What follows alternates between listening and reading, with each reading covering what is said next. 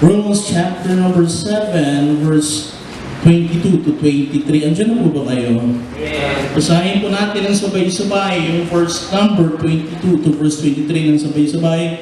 Romans chapter 7, verse 22 to 23, they begin, "For I delight in the law of God after the inward man, but I see another law in my members, warring against the law of my mind, and bringing me into captivity to the law of sin, which is in my members." Another, Ephesians chapter 6, verse number 12.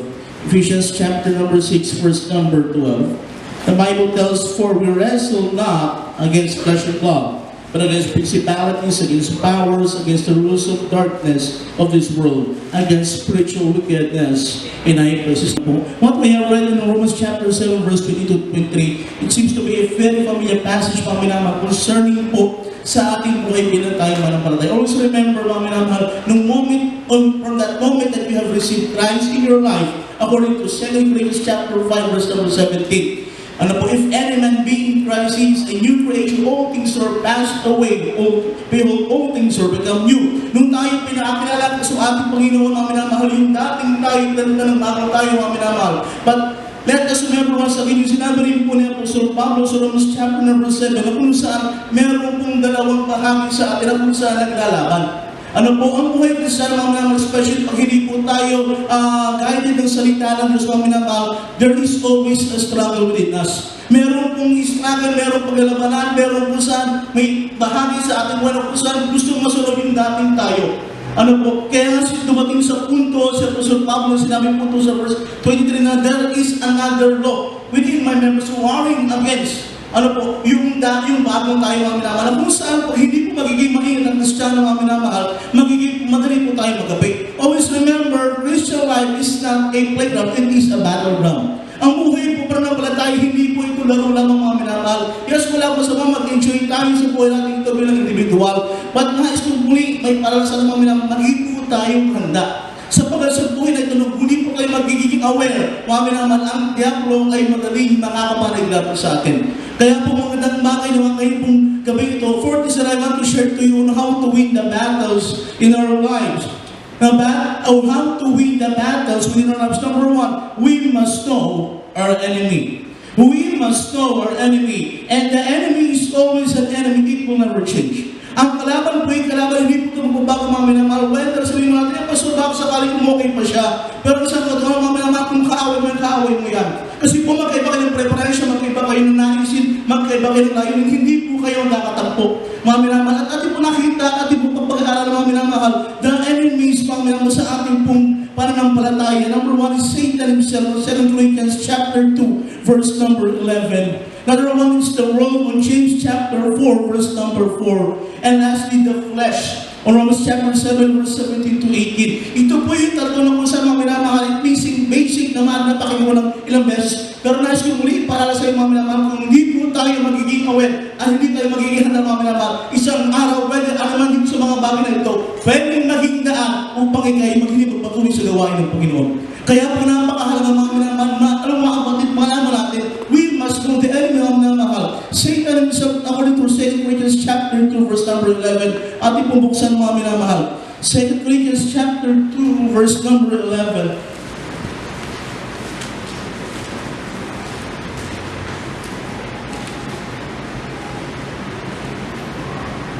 The Bible tells that Satan should get an advantage of us, for we are not ignorant of his devices. Mga minamahal, lagi po iisipin, mga minamahal, ang diablo lagi nakatuon sa iyo.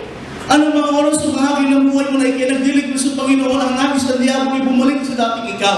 Yung dating ikaw na kung saan ikinagdilig mo sa Panginoon, yung dating ikaw na kung saan nabubuhay pa rin sa kasalanan, yung dating ikaw na kung saan hindi siya naghilita, mga minamahal, yung po yung nagis ng diablo. Kaya kung magandang mga minamahal, magkaroon po tayo ng tamang pag-unawa sa ating kaaway. Hindi mo yung magiging kaibigan. Ang mundo sinabi ng Bible, James chapter 4, verse number 4. Tingin niyo po sabi ng Bible.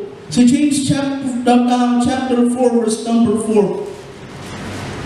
The Bible tells us, ye adulterers and adulterers, know ye not that the friendship of the world is enmity with God? Whosoever therefore will be a friend of the world is the enemy of God. Mga minamahal, ang mundo wala pong iuwako ng magandang bagay po sa ating paglago, mga minamahal. Hindi ka niya tutulungan lumago. grow spiritually. Ang nais ko na kung saan manatili ka sa ganitong kalalagayan na nililingkod sa Panginoon, na kung saan sarili mo lang ang unawain mo, uunahin mo, upang hindi mo magawa yung mga bagay na para sa Panginoon, minamahal. It will hinder you to grow, minamahal. At number 2, it will hinder you to be gratitude to our Lord. Kasi kung pag ang Kristiyano, minamahal, yung puso niya hindi maayos. And the problem with that, minamahal, ay hihirapan siya magpasalamat lumapit sa Panginoon sa panalangin. Sa punto na kung saan, pag ang Kristiyano ay punong-puno ng mga bagay na hindi maganda, pag ang Kristiyano ay immoral, pag ang Kristiyano hindi namumuhay ng righteous sa harapan ng Panginoon, mga minamahal, hindi po niya kaya lumapit sa Panginoon. Kasi nagmamalig siya eh. Alam niya meron din sa tama sa kanya, kaya lang hihirapan siya lagi lumapit sa Panginoon. Kaya mga minamahal, be aware of that, mga minamahal. The Satan, the flesh, the world will hinder you to grow spiritually, will hinder you to be gratitude in your Lord, and also will hinder you to be involved in the ministry.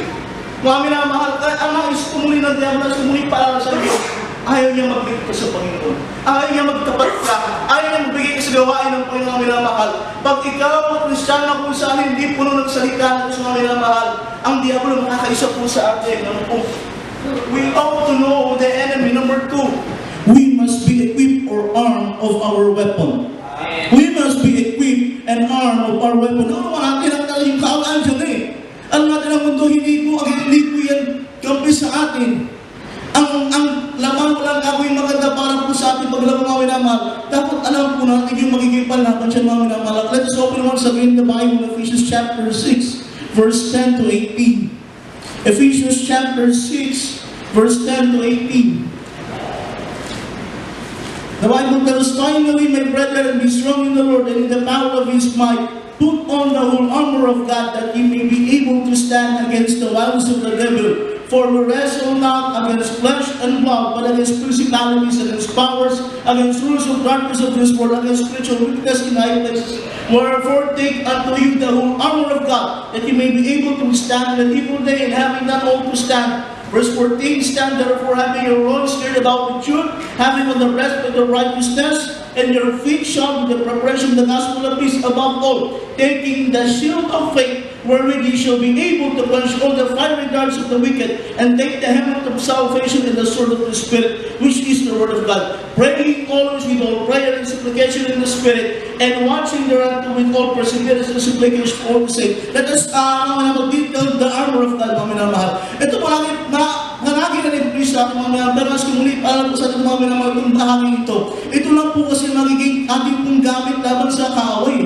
Ito po yung magiging ating gamit laban sa mundo at laban sa ating mga sarili dating tayo. Upang magawa po natin mga bagay na nais sa Panginoon sa ating mga buhay, mga minamahal. If you would see it, mga minamahal, let us detail it one by one. The Lord is girded with truth, according to sa verse number 14 in chapter 6. So we stand therefore having your loins girded about with truth, and having on the breastplate of righteousness. Kung yung po pag-aalaman naman in the old fashion of warfare that time, especially mga nag-aakol po noon, napakahalaga na kung saan yung breastplate na yung pinaka-nagigird mo, ito yung nagbibigtis pang naman upang maging matibay yung upong armor na sa harapan. Kasi kahit pag magaling siya magkakaspadaan, kahit magaling siya ng umilag, may mga tama, may mga kitirayan na kawal, na kung saan unaware sila, na pag hindi po ito matibay mga minamahal, madaling siya ng talo. And the Bible tells, sa verse number 14, sabi niya, stand there for having your loins girded about with truth and of righteousness. Mga minamahal, kahit gano'n pa tayo gagaling sa ating paglilingkod, mga minamahal, whether we are a good soul winner, whether a good giver, or a good preacher, mga minamahal, kung tayo po hindi na mabuhay sa katawanan katuwiran, wala tayong napangyarihan, mga minamahal. Kaya napakahalaga na kung saan po, mga minamahal, sa paglilingkod, totoo tayo dapat lagi, dapat patuwin ang ating mga pamuhay, mga minamahal, kasi pagdala-dala po natin yung pangalan ng ating Panginoon. Ako yung po yung point, mga minamahal, napakahalaga na kung saan yung katuwiran ng ating buhay, dala-dala po natin, mga minamahal, katuwiran ng ating Panginoon. The Lord is girded about with truth and the breastplate of righteousness. Verse 16, above all, taking the shield of faith, wherewith you shall be able to quench all the fiery darts of the wicked. Because in verse 16, sabi po dito, the shield of faith. Sa all warfare that time, mga minamahal, yung kanilang mga common naman siya na ginagamit po noon that time, ang haba, ang lawak po noon is from head to toe, ganun ka kabibigat at ganun ka haba yung mga gamit po nila mga shield. Kasi para saan po ginagamit yun? Para po i-cover yung kabuuan. Kasi may mga palasyo na ginagamit na kawan na kung saan kahit pa magaling sila kumilat, dahil nga tumitira kung saan sa bahagi yun, hindi po sila nakakailan. Kaya kinakailangan ng shield para yung kabuuan ay kami ma-cover at ma-depensahan. Mami naman sa punto na kung saan pag ang kaaway mo, pag ang kaaway ng Diablo mga minamala ay nagbabato sa iyo ng mga downs, ng fears, at ang pag-aalinlangan sa pagilid mo sa Panginoon. Always remember, mga minamahal, the author and the finisher of our faith, mga minamahal. Nagpagdalok sa mga minamahal, kaya tayo makatulog because of faith. Kaya nga kung tayo, mga minamahal, mananampalataya, na mabuhay tayo din sa ating mga sarili. Punit tayo sa pananampalataya. May punta na kung saan gusto mo lang sumuko, may punta na kung saan gusto mo lang mag-backslide, pero dahil naunawaan mo, yung Diyos ko matapat sa aking buhay, na siyang may akdat at tapos ang aking pananampalataya, magpapatuloy pa rin ako. Mga minamahal, let us always take the shield of faith, mga minamahal. Let us always that. The Bible tells mga minamahal, po dito sa ating bahagi sa verse number 17, and take the helmet of salvation.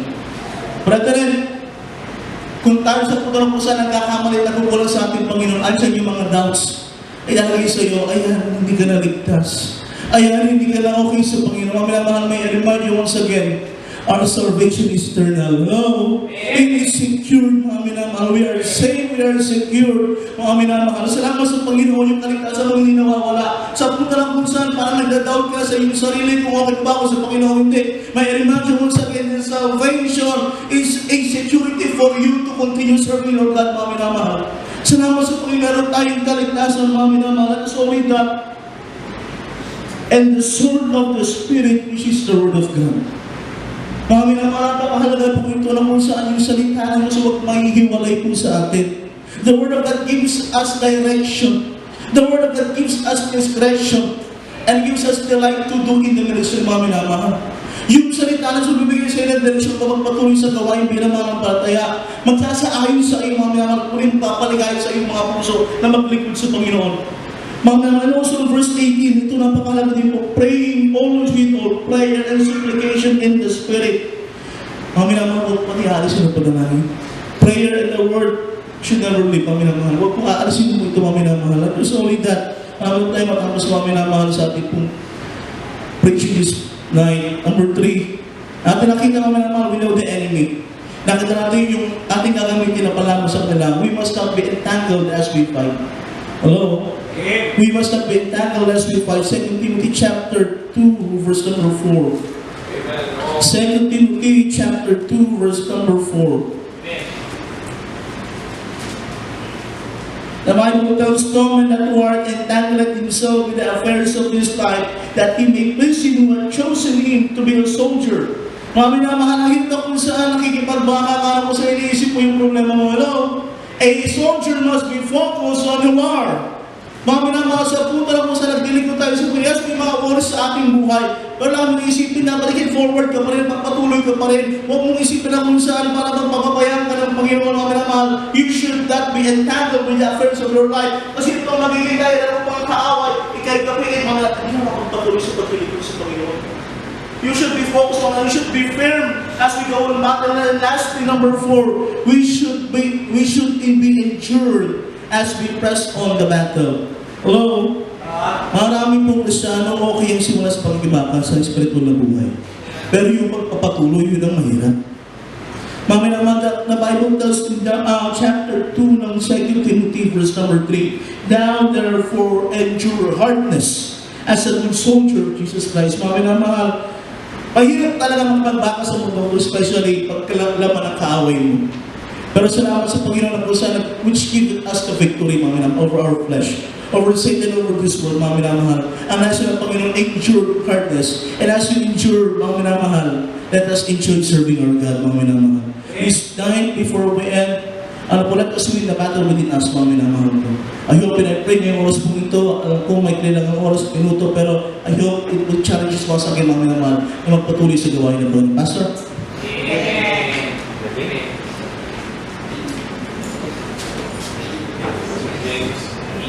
There is really a battle with it. Young people, I'm encouraging you. Take that in mind. There is really a battle. Hindi to be ito joke lang.